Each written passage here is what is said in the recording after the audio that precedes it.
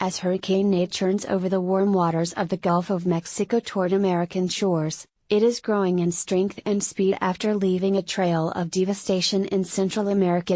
In its 7 a.m. advisory, the National Hurricane Center said the Category 1 storm was located about 245 miles south-southeast of the mouth of the Mississippi River, and headed north-northwest with maximum sustained winds of 85 miles per hour. We are expecting Nate to continue to strengthen today, Saturday, said Mike Brennan, senior hurricane specialist with the NHC.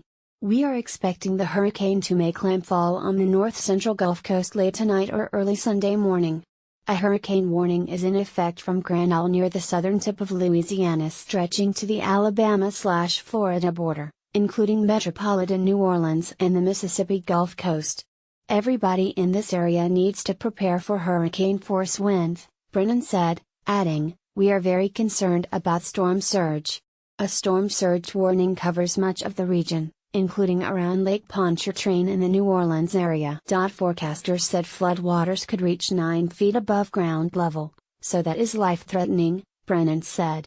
The deepest water will occur along the immediate coast near and to the east of the landfall location, where the surge will be accompanied by large and destructive waves, the NHC said in its advisory. Louisiana Governor John Bell Edwards is asking residents to be prepared for the storm by 8 p.m. local time Saturday, with supplies stockpiled and avoiding being on the roads.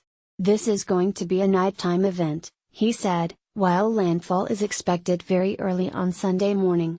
A mandatory curfew begins at 7 p.m. local time Saturday in New Orleans and lasts until the risk has passed, said the city police department in a statement. Grand Isle is under a mandatory evacuation as are parts of New Orleans that fall outside the city's storm protection system, reports the Times-Picayune. Officials in Mississippi recommended evacuations for all low-lying areas and for people living near waterways and in mobile homes.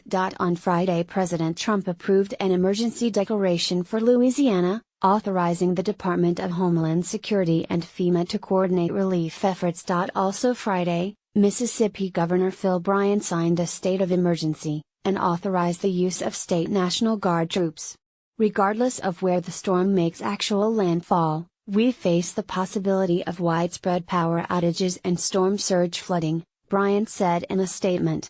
"I ask everyone to please have a plan, especially those that live in mobile homes and low-lying areas."